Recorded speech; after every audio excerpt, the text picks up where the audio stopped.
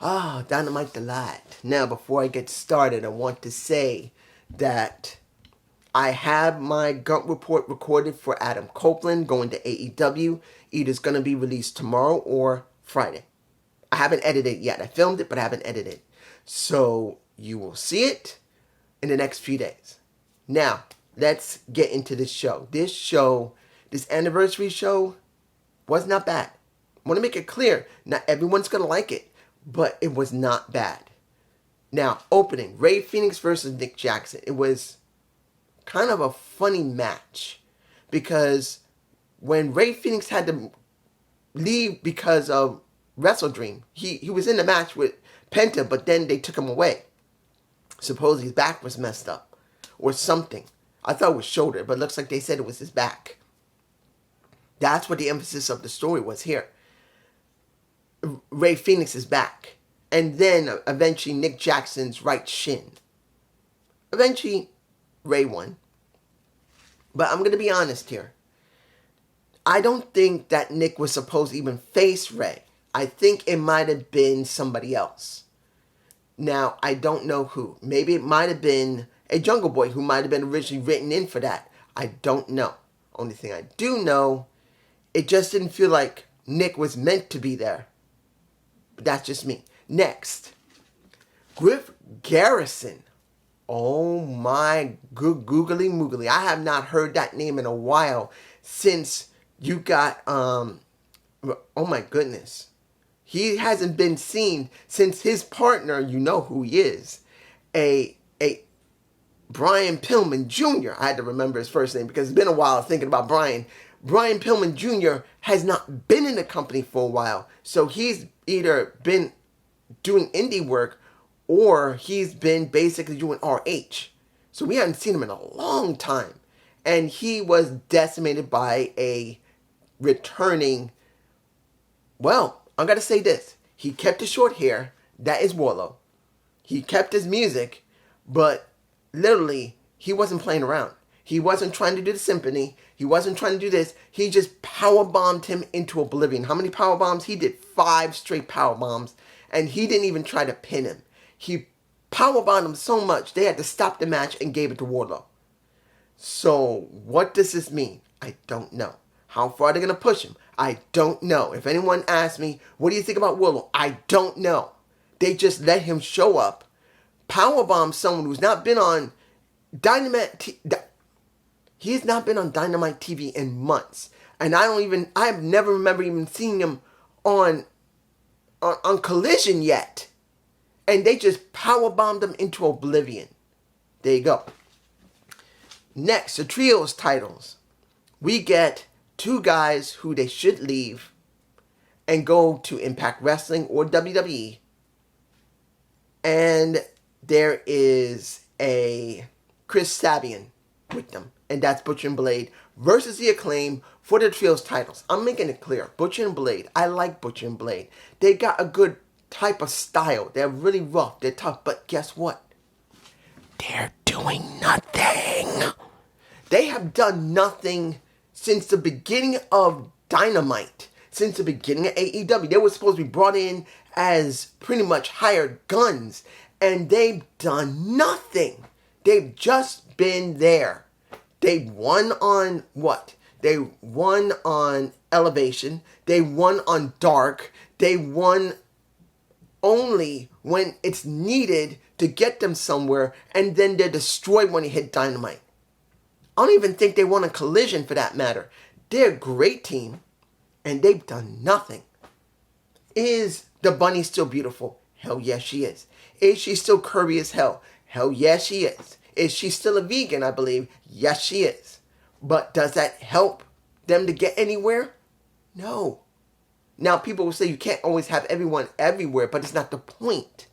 People have been saying the Butcher and Blade have always been really good, and they don't understand why they don't push them. So why are they there? They need to leave. If their contract is coming up, I recommend the Butcher and Blade go to Impact Wrestling and destroy there.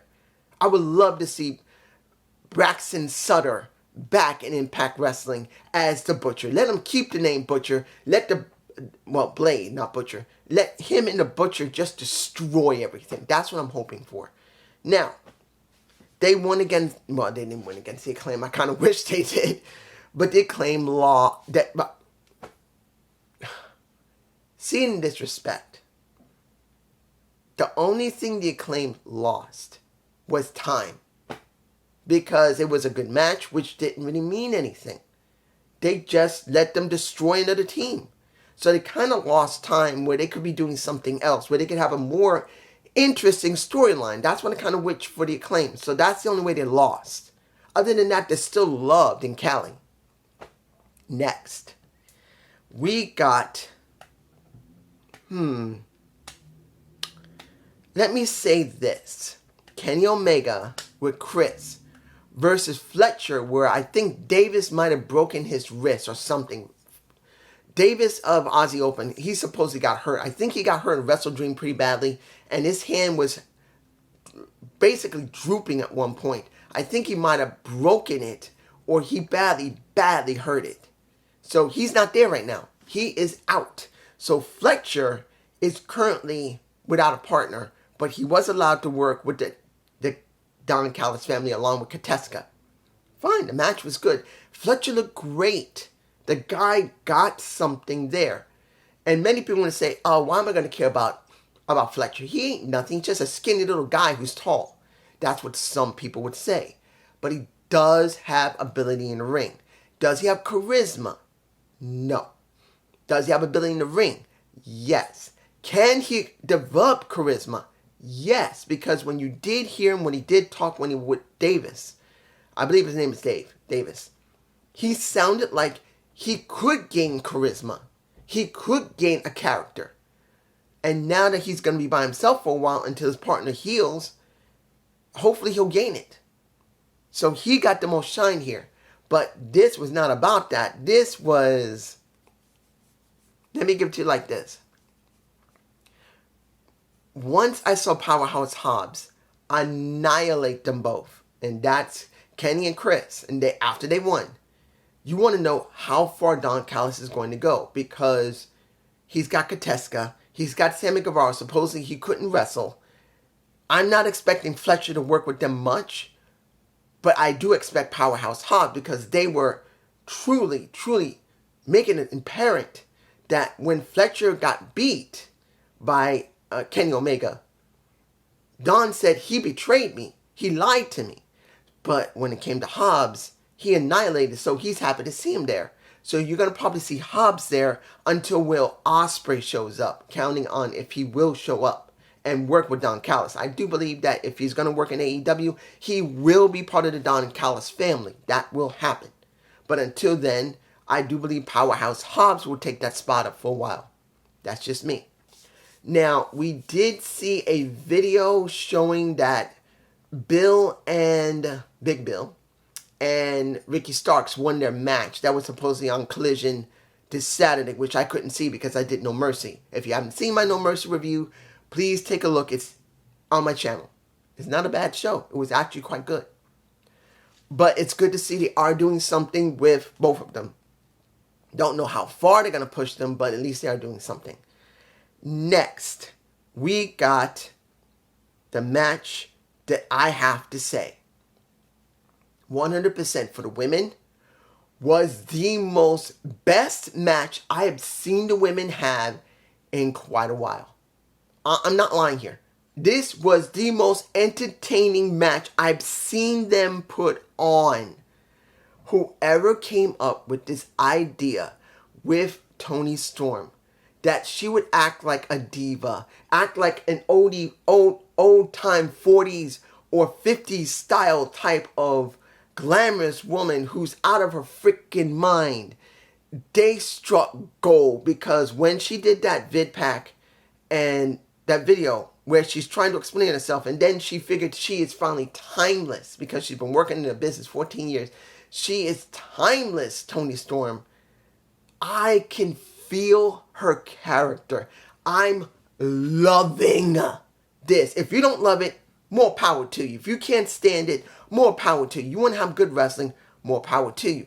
But in this situation where the women for nearly 3.5 years, only time when they began to have something is when almost when we had something when Saraya came in, and they started doing with the Outcast, but then they didn't push it, and it just dropped. You could say almost 4 years, but I say 3.5 years of really not great booking for the women.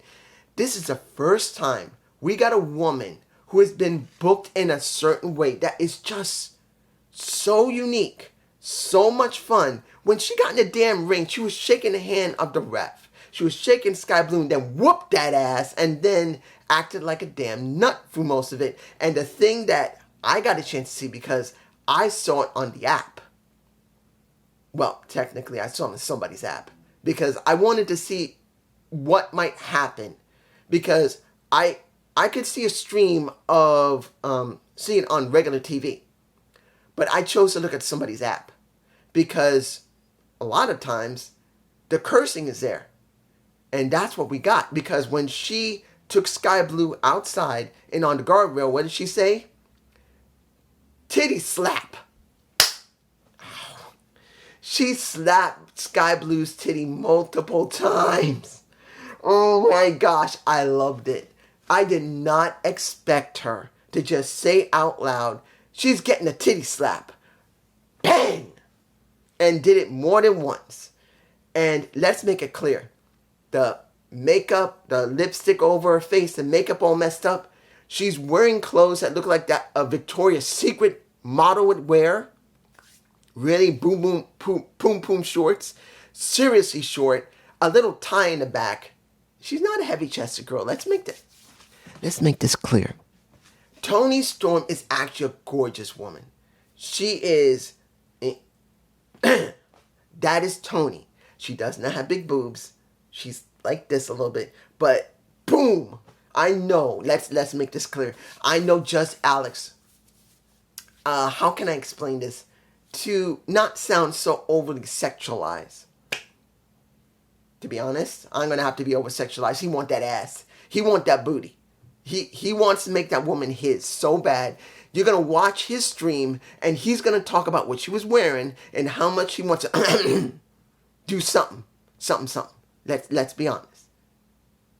I'm a little bit different. Yeah, there's a lot of ass. Not much boobs. But I'm more for the personality. I'm sorry. It doesn't mean I don't like it. Doesn't mean I wouldn't enjoy it. But I know for a fact, and maybe some people understand this, once you get past jumping into bed with the person, if you're around them enough, that falls away. Doesn't mean you don't like it. Doesn't mean you don't love doing it every day. It's eventually, you got to deal with that person. And hopefully they love you for that. That's just how I feel. I just said something that sounds heavily old-fashioned and romantic. But I am supposed to be a 50-year-old man, and I am over 50, so that kind of makes some sense. You know what I'm saying? Let's move on. Now, there's no more matches after this, but let's go through what we saw for VidPacks. VidPack, when it came to Adam Cole going to see Robert Strom at home, where he supposedly not had surgery yet, which makes it even more interesting to wonder if it is, as many people are saying, is this a work? Because if he's over there and he's supposed to get surgery, but he hasn't yet, and they're doing this story, it's more than obvious, possibly obvious, or easily obvious that Adam Cole is either not very badly hurt, or it's a work.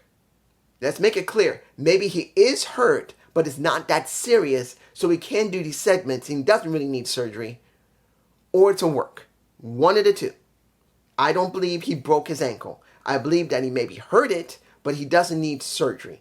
So we will find out eventually. I could be wrong, and I'm sure someone's going to say it's got to be a work.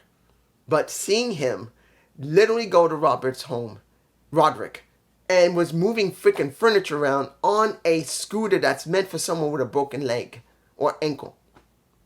It makes you think, dude, this is a work.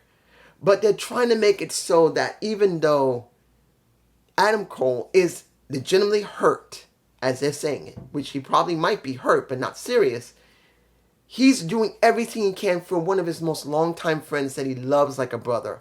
And that brother of his who was stroking a weirdly enough, a giraffe stuffed doll with the kingdom there, and he's going, yes, yes, he's doing my will. That's what we get. And he's playing on Adam Cole's love for him, his friendship and his love for him. And it is obvious. But the question is, how far are they going to push this? Now, let's go to MJF. And Bullet Club Gold comes out without Jay White. And they're calling out a MJF because they still believe that he's the one who attacked a Jay White, which MJF said that someone stole his mask out of his changing room. Well, out of his dressing room. Let me give it to you like this. How he responded to them, I did like quite a lot. He makes it very clear, I don't need to hide myself. Look, in the last 4 years, you actually think I hid whatever I did? Look what I did. I attacked William Regal. He didn't say that, but let's be honest, he did. He went after Cody. He went after everyone else. He did Chris. He did Cody. He did nail William Regal. He has done everything he can to get ahead. And he's done it straight with everyone watching. Why would I need to do that? I don't need to. But what I need to do is come and whoop that ass. So he came in. He wanted a street fight. They didn't give it to him. But then Jay White attacked him from behind, gave him a Blade Runner, and took his title and made it very clear.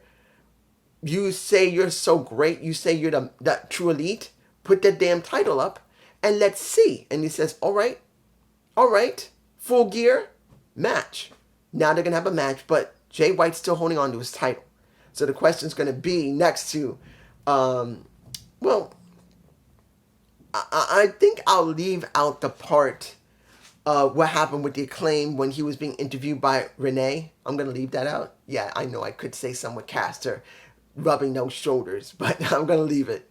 Because I didn't see the tweets about X when he's trying to be so, oh, MJF, I want that. I want that. Give it to me. I'm not. Actually, I kind of did. But you got my point. Let's move on. Now, what else do we have here? You know what? Let's move on to the final segment, which I love. This is what made the show for me personally. Opening of the show, we get Chris Jericho, Kenny Omega, Adam Copeland, all in the same shot with Renee. And pretty much Adam says, oh my goodness, we got 4 Canadians here. We need some poutine or something like that. Something that is Canadian. And he shakes a Chris Jericho's hand because they've known each other for years. And then he shakes a Kenny Omega's hand on screen for the first time. And Kenny was a fan of him and did play a little bit about the Edge bit. Obviously, he had to do a little jab of Edge. He couldn't say it directly, but he did say it in a sentence, Edge. I was at the edge of my seat, of course, just to jab him a little bit and jab WWE. But it was a good segment. I didn't mind it.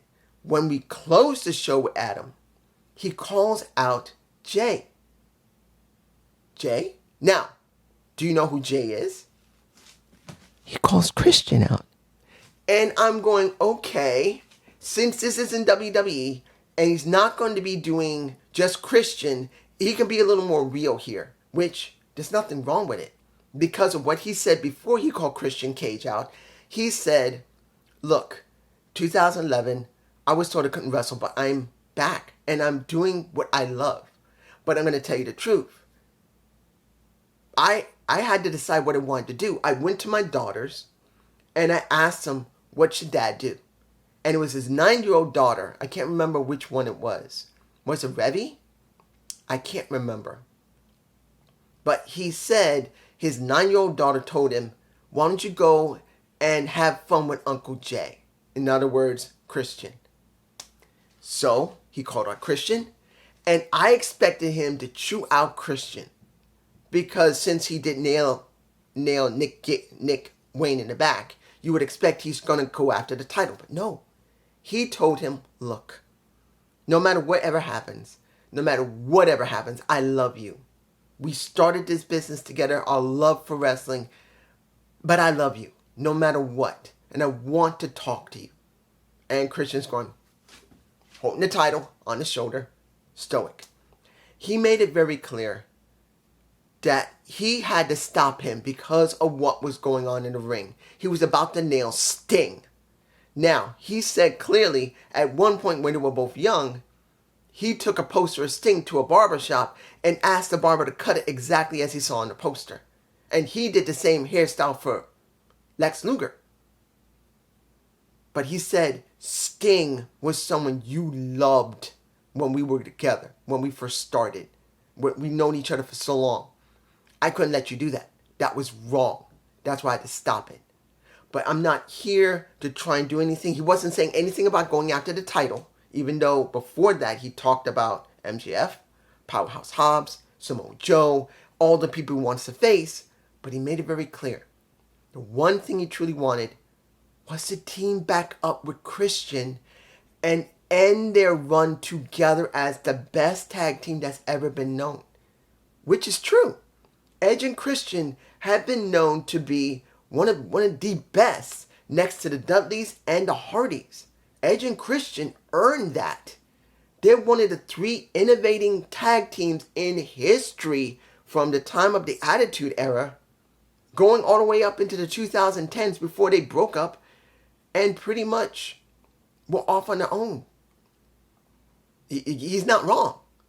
So him saying that and everyone was cheering their damn heads off next to calling Adam's name, which he's probably never heard other than Edge, which he said, I like that. And I don't blame him. I mean, guys, think about it for a minute. We got Adam Copeland always doing Edge. They very rarely called out Edge's real name. And now he gets to really hear his real name chanted instead of Edge. This has got to be a real big, I would be happy if I had been another name for so many years and I finally used my real name. It's got to be a rush for his ass. But next to that, they were calling for them to tag together. And you know what Christian did? He got the mic in his hand. He held out his arms. He hugs Adam and says, go fuck yourself. I am so glad I looked for a stream because I know I can get regular TV. I can get online regular TV. But I felt that maybe it would be better if I could find a stream that wouldn't be censored. Because this is going to be censored on YouTube. There's no way they're going to allow it. YouTube will bleep it. So I got to hear the line and got to see the expression on Christian's face and Adam's face when he walks away. And when he calls out Luchasaurus to say, this is what you're going to be facing next week. And Battle of the Belts Tuesday, I think that's what it's going to be called. And this is how they ended the show. This was one of the best segments, the most emotional segments I've seen in a while. And we've had a lot of them. But this is one of the best that wasn't involving MJF or Adam Cole. It's good to see they do have another storyline that is being built that we can finally sink our teeth into. And if you did not see the scrum, I'm telling you right now, I saw the scrum after Wrestle Dream. I saw it the next day. And I heard what Adam said. He's the type that loves detail. He's the type that loves storylines and putting fine details into it. We will get what we've been wanting from WWE for years. Real storylines along with proper wrestling that isn't repetitious. Now, AEW. Will we get that? Real storylines, fresh matches, and real interaction where any matches that are done again had meaning. I don't know. I'm not going to lie to you. It's going to depend on how the booking's going to be with Tony, his creative team, and Adam himself. Because Adam said he wants to help this company. Now, if Tony's willing to listen to Adam, who's generally known not to be someone who's highly abrasive, like a CM Punk, we may get an entirely different shift in the next 3 to 4 months on how the show is going to be presented, how the storylines will be presented, how the matches may be presented. If Adam is unlike CM Punk, for some of the roster, there was problems. Now, I want to make it clear. I did hear that most of the roster didn't really have a problem with Punk, but others did. With Adam, we may get an entirely different situation where the entire roster will be not having a problem with him being there, and they'll be a lot more open to picking his brain and helping to promote more stories, more wrestling. Maybe give us more with the women. Maybe Adam will help with the women. Maybe his wife will come over, even if she's not going to work for the company. Maybe she'll give her input, and we could get something more for the women. That's what I'm hoping for. Do we get it? I don't know. This is still up in the air. It's still brand new. We won't know until next year if anything that's happening here will be affecting the company. But it's just me. Peace.